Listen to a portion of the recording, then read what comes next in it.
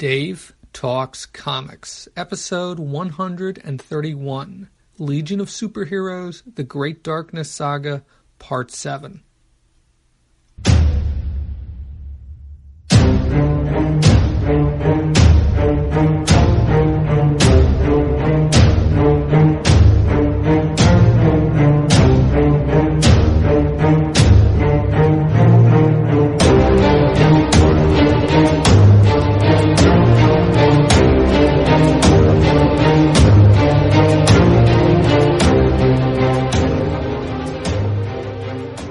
Welcome to Dave Talks Comics, the program where I talk about comic books, cartoons, and comic book conventions. All past episodes can be streamed or downloaded from the program's website, davetalkscomics.com. In addition to the program's website, this podcast can also be found on iTunes, Stitcher, and Facebook. This is the final episode of my coverage of Legion of Superheroes, The Great Darkness Saga, Deluxe Edition. Most of this episode will be dedicated to talking about Legion of Superheroes 296, which is a little too complex for me to quickly summarize, other than to say that there are a number of different plot threads that are covered in this issue and on this episode of the podcast. I will, of course, be talking about the contents of this issue in quite a bit of detail.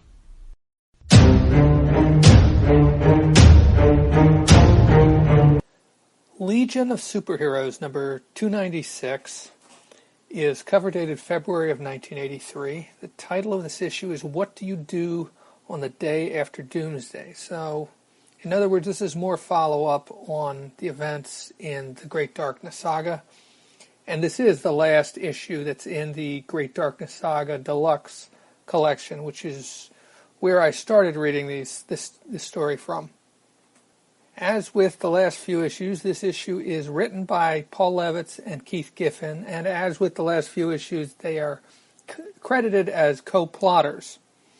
The inker is Larry Mahlstedt, and there's something that I noticed just this time with the credits, and this is because I own all of the individual issues as well as owning the collected edition, albeit in the digital format, and that is that the editor's name has been eliminated from the collector's edition. In the case of issues 294, there was two editors. There was Laurie Sutton and Karen Berger. 294 was the first issue that Karen Berger was where Karen Berger took over as editor. And in fact, there was a note in the letters column of 295 talking about the fact that she had just taken over as editor for the book. And she's also the editor on 296, and I'm not sure exactly how long she was the editor of Legion of Superheroes, but her name is not there.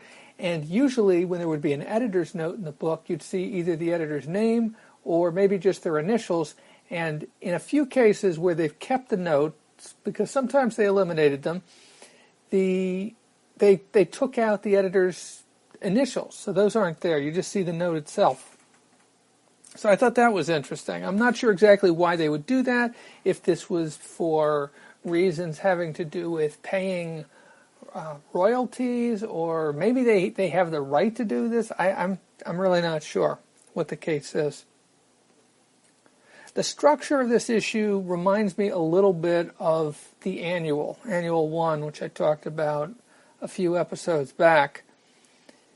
It reminds me of that because there's this constant repetition. In the Annual, there was these broadcasts from Siobhan Aaron, the science police officer, to science police headquarters, and there would be one at the top of each page.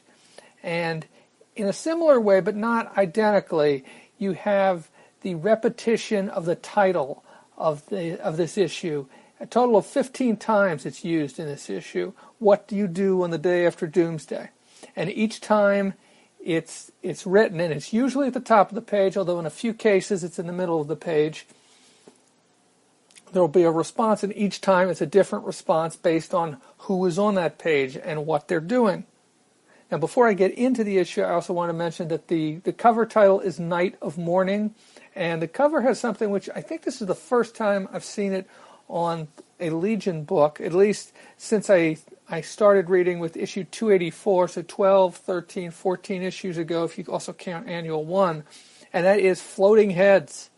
I don't usually associate Floating Heads with DC Comics, although I can think of a few cases where they've used floating heads. Certainly in some of those JLA, JSA team-ups of this era, when they would show the roll call going down the left and the right side, you'd see floating heads there.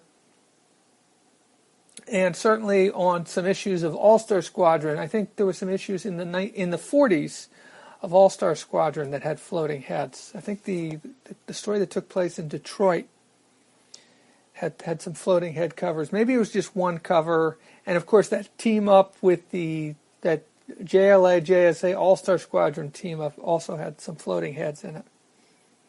And then in the middle, okay, so the 4 floating heads in this case are Dream Girl, Starboy, Phantom Girl, and Element Lad. And as always, they usually have some expression, some strong emotional response to what's going on the rest of the issue, either shock or sorrow or delight or something along those lines. And I guess now that I think about it, it's always the heroes who have the floating heads, isn't it?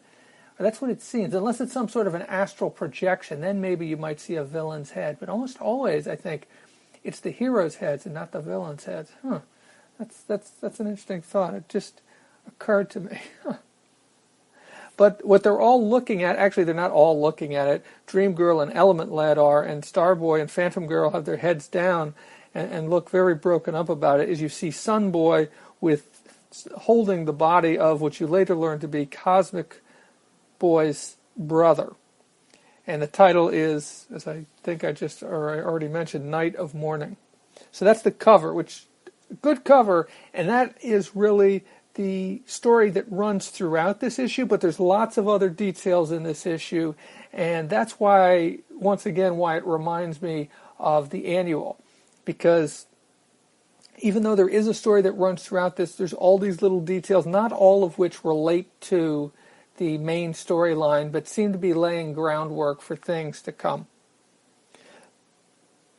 Opening the issue, getting into the issue, we see Mon-El and Shadowlass. And this reminded me of issue 287, where the backup story involved Mon-El and Shadowlass. And similar to that story, you see them flying in space. But it was interesting to note in that story, Shadowlass was wearing a helmet because she was out in space.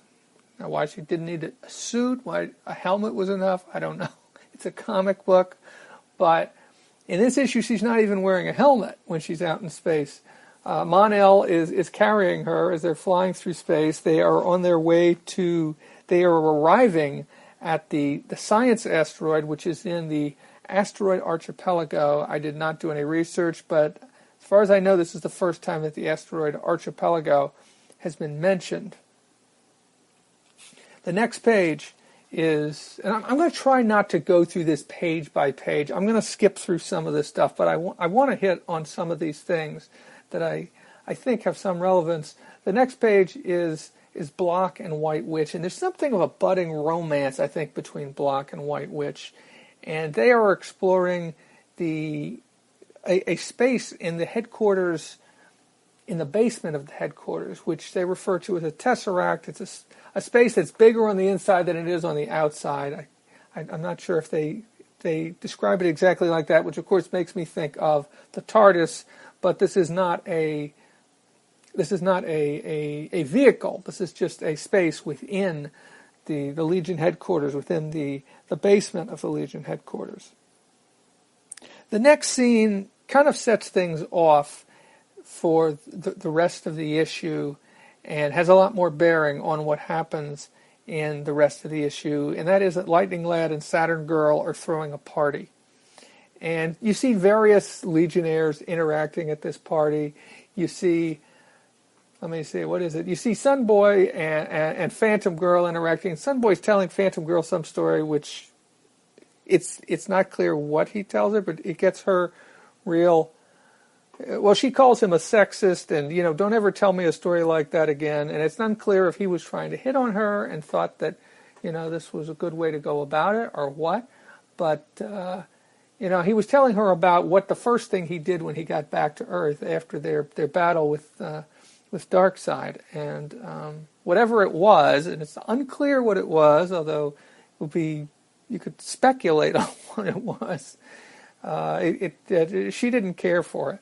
You also see Colossal Boy and Shrinking Violet getting closer, starting to make out just as an announcement comes down from Dream Girl that there's been some sort of an explosion in Metropolis. Actually, she doesn't say Metropolis.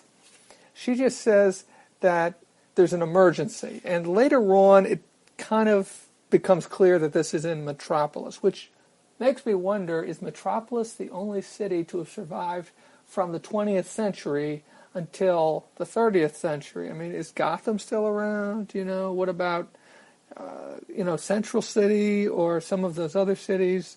I haven't seen any mention of them in these issues that I've read, but maybe there is. I don't know. Anyways, there's some sort of a small nuclear explosion that happened in Metropolis, or what I believe to be Metropolis, and and so the Legion sends a team to go and investigate. Ultra Boy, Element Lad, Star Boy, Dream Girl, Phantom Girl, Sun Boy. Yes, that might be it. There may be a few others. But it's not everybody who was at the party. So they go to investigate, and Sun Boy and Phantom Girl end up getting into it again, because Phantom Girl goes, she can phase, kind of like Kitty Pryde, through solid material. She can turn herself immaterial, and she goes in and she sees, some of the remains of some of the people who were killed in this explosion.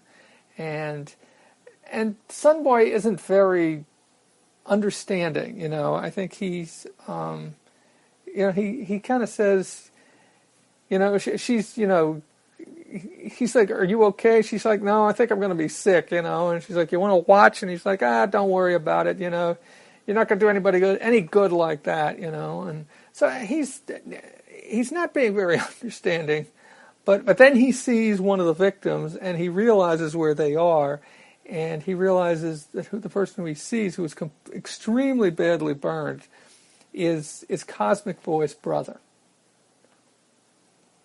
Now this story, this bit with this response team gets woven throughout the issue, and they just keep coming back to this. But throughout this, there's a lot of other interesting nuggets that are delivered.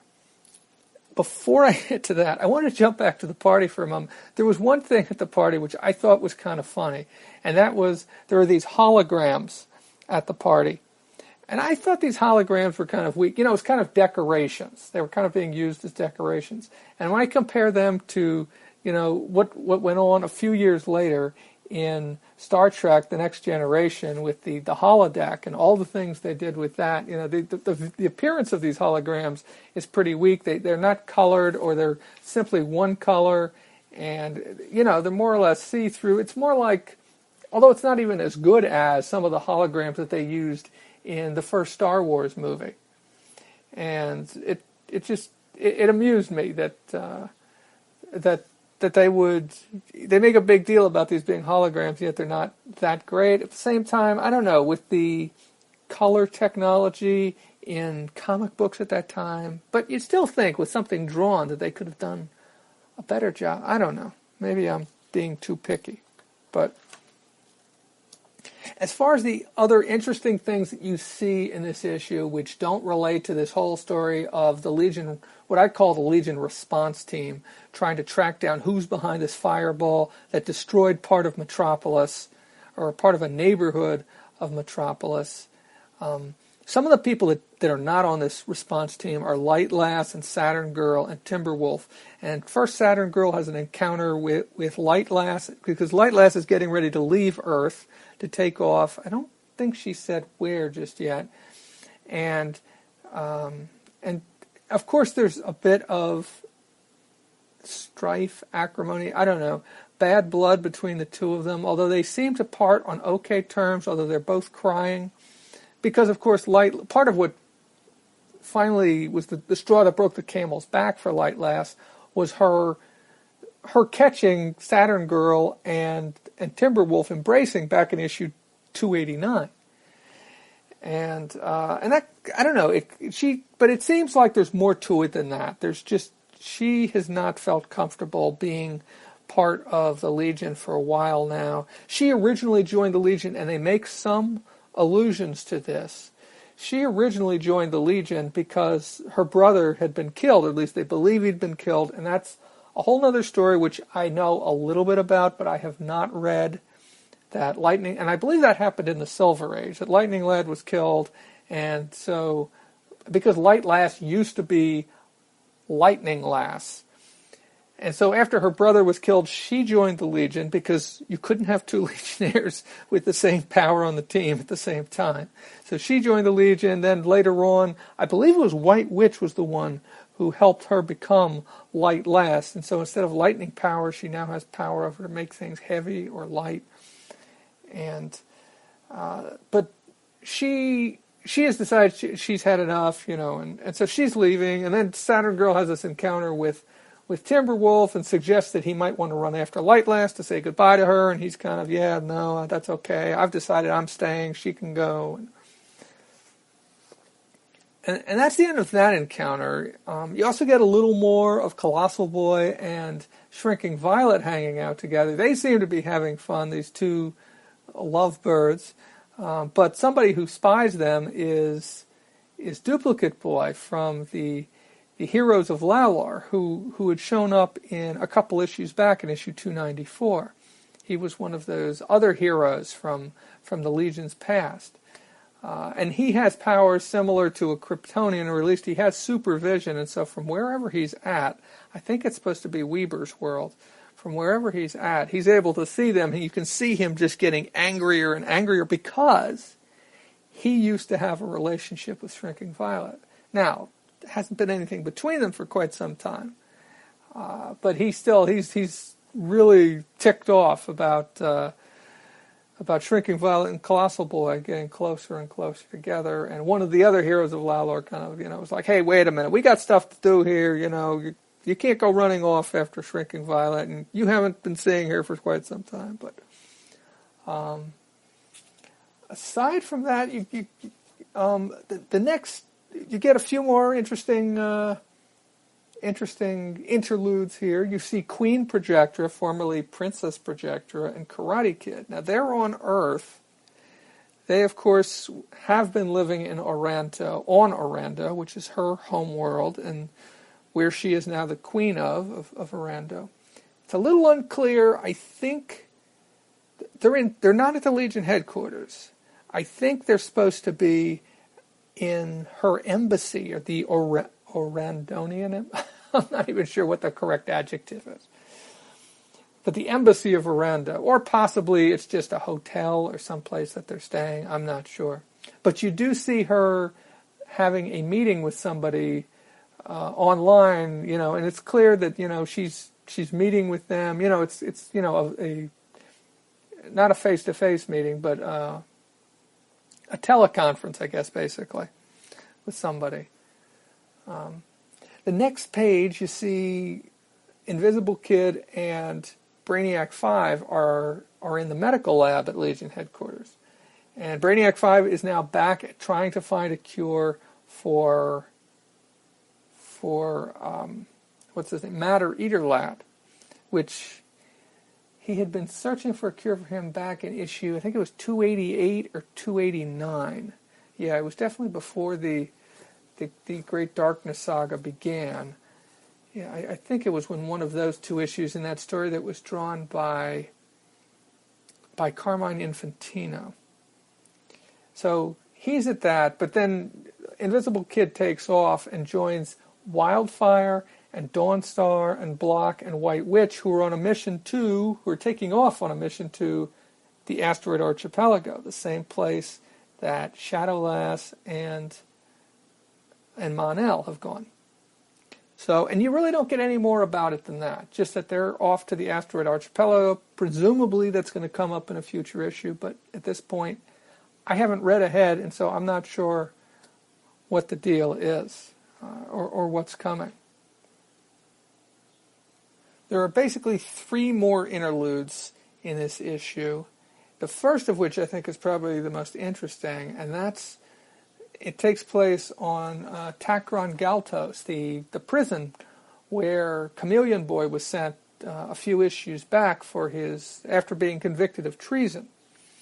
And at the same place where he fought that Daxamite boy,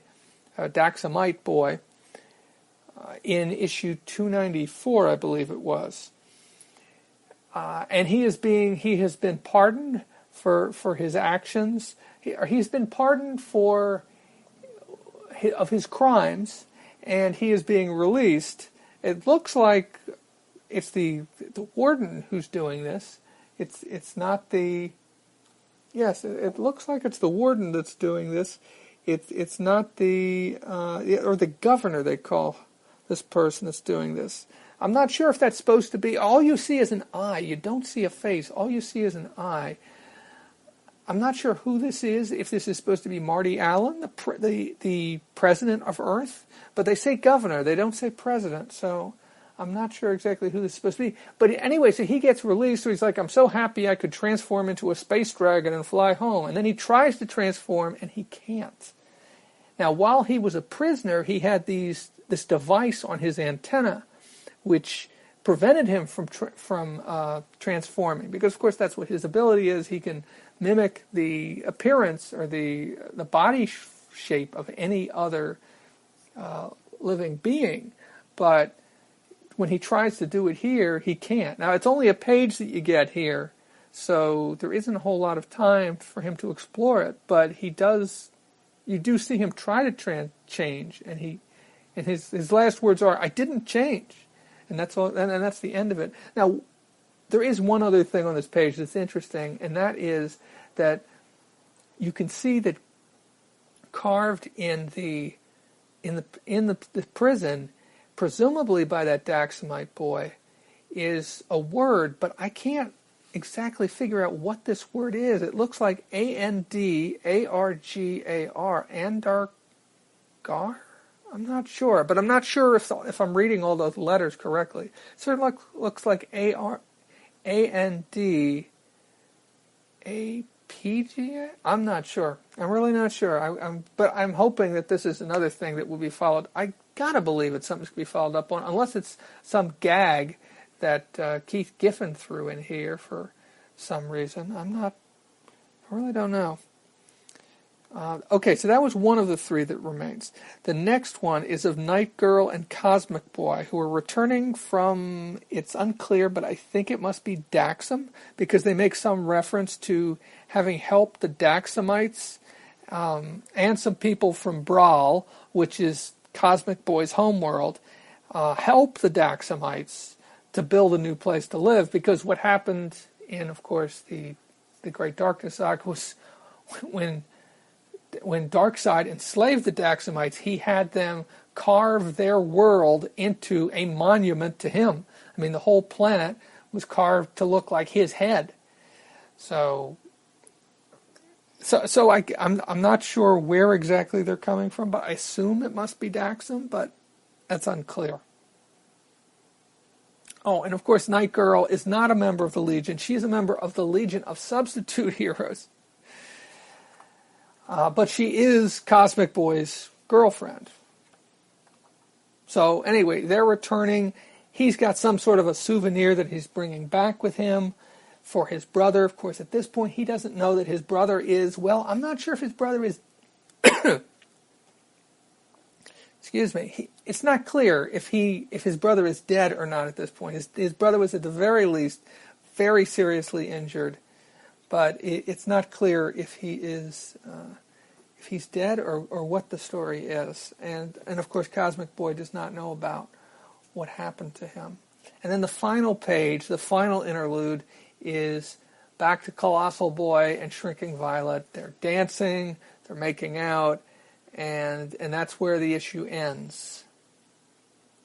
Now, I should probably jump back and talk a little bit about what happened with the response team. The response team, first, they tracked down some criminals. They fooled the criminals into revealing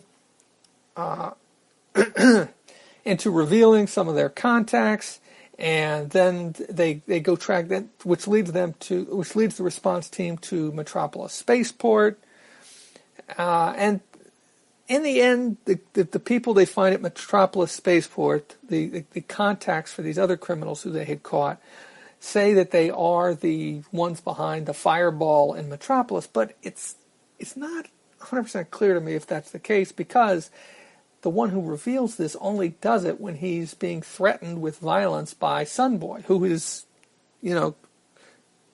gone crazy, angry over the fact that his friend's brother has been killed. Or I'm not sure if he's been killed, but killed or very seriously maimed at the very least. So it's one of those things where you see somebody admit to something when they're under great pressure, and you have to wonder, are they admitting to it because they actually did do it? Or are they admitting to it because they just don't want to get, tortured or whatever might happen to them if they don't admit to it? So that's a little unclear to me.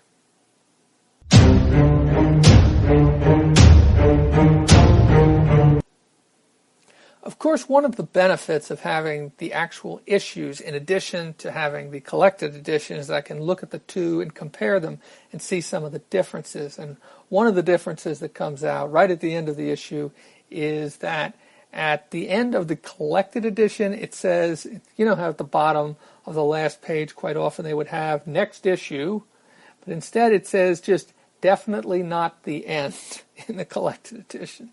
Whereas in the original issue, it says Metal, M-E-T-T-L-E, a special spotlight on Cosmic Boy.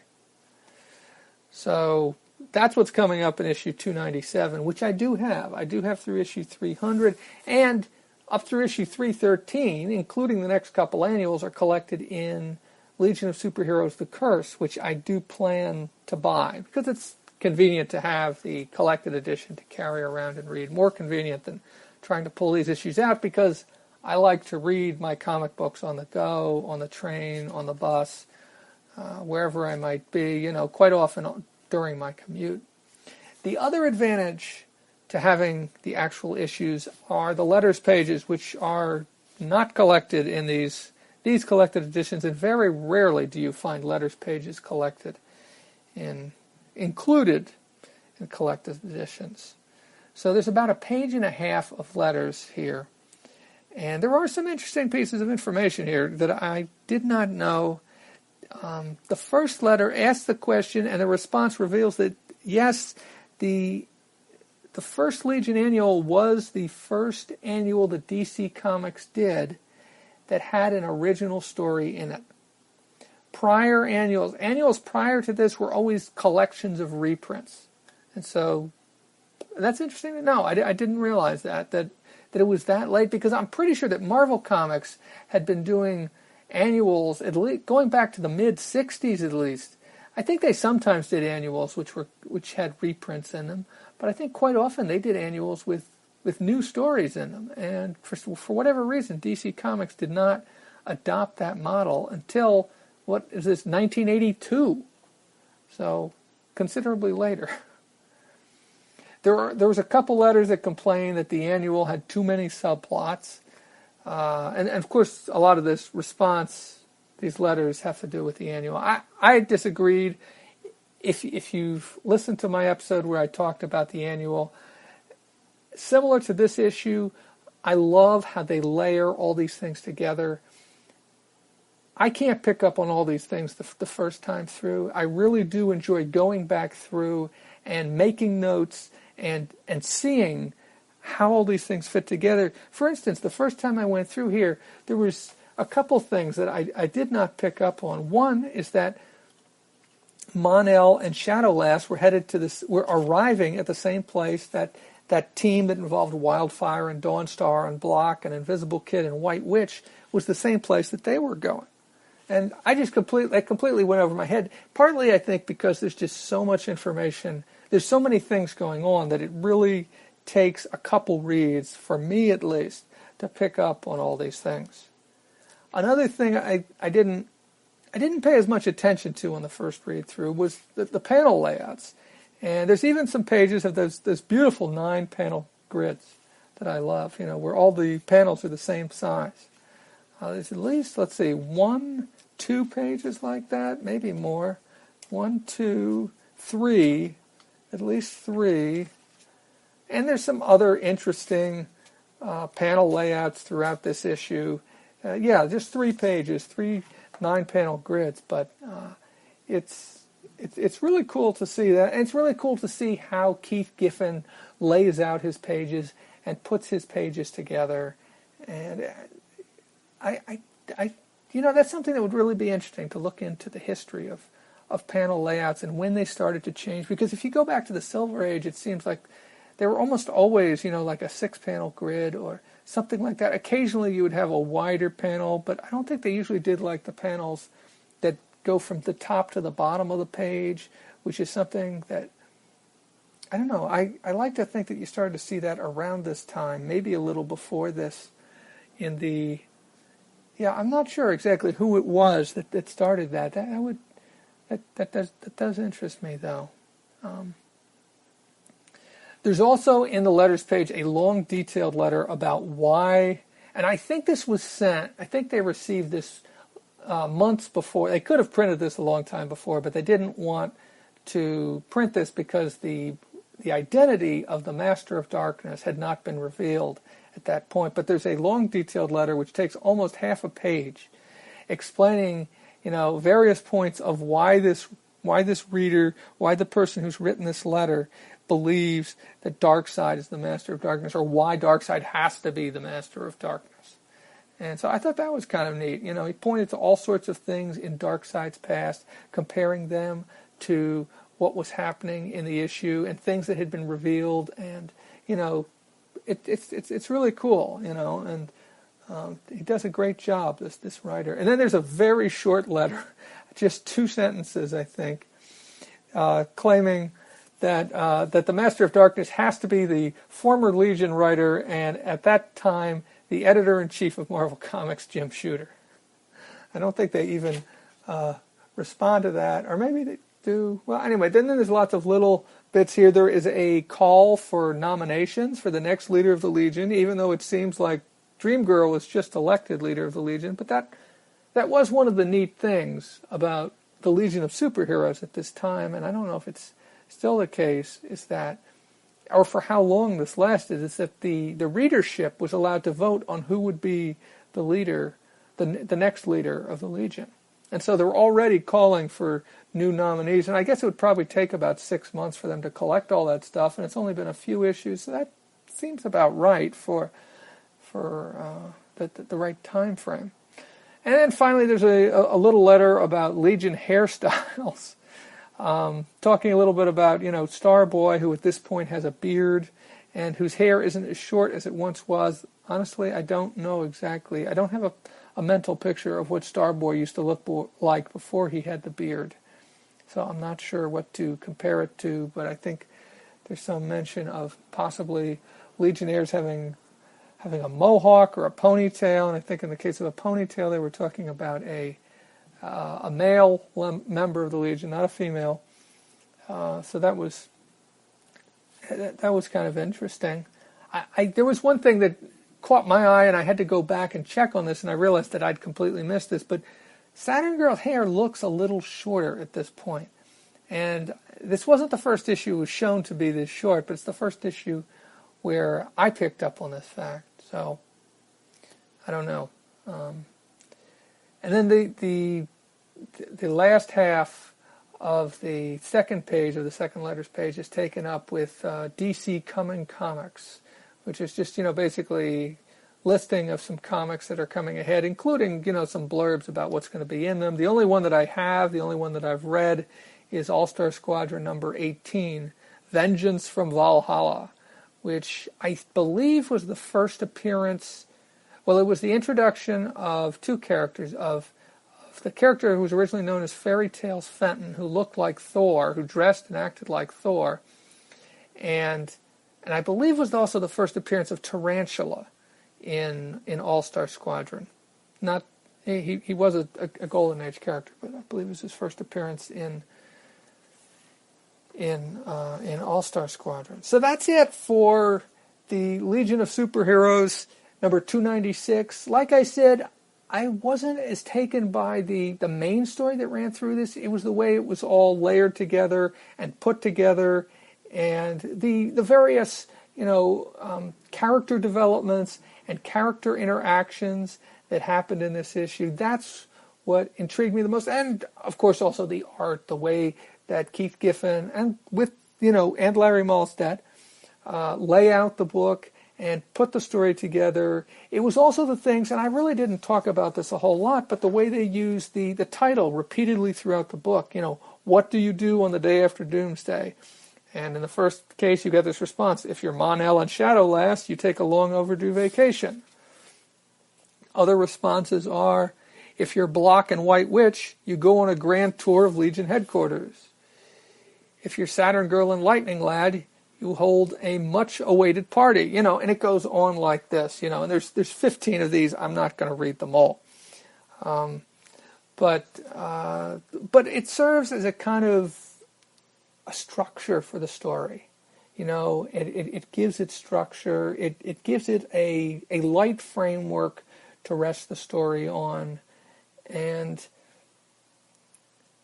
this isn't, in some ways this isn't light reading, but I really enjoy something that challenges me a little bit, and something that I can get a book that I can get something out of by going back and rereading it. And that's what I got from Legion of Superheroes number 296, and also a number of the other issues of Legion of Superheroes in this Great Darkness Saga collection. There is one more thing in the Great Darkness Saga collection that I have not read yet, and that I might include in this episode, or I might include in a follow-up, and that is, and I might not, but it is a script from my thoughts on, there's a script from one of the issues of the Great Darkness Saga. I can't remember which issue it is, but so that's it for Legion of Superheroes number 296. That's it for the Great Darkness Saga collection, and excellent read, totally worth it. Totally makes me want to read more of the Legion of Superheroes. This was always something that I wanted to read, but I didn't expect it to really engage me as much as it did. I remember enjoying Keith Giffen's art from that time, and I remember enjoying what issues I had read from this collection back in the early 1980s. But it really surprised me that the story has kept me this involved and this interested in these characters, and interested in reading more of the Legion of Superheroes as written by Paul Levitz and drawn by Keith Giffen from the early 1980s.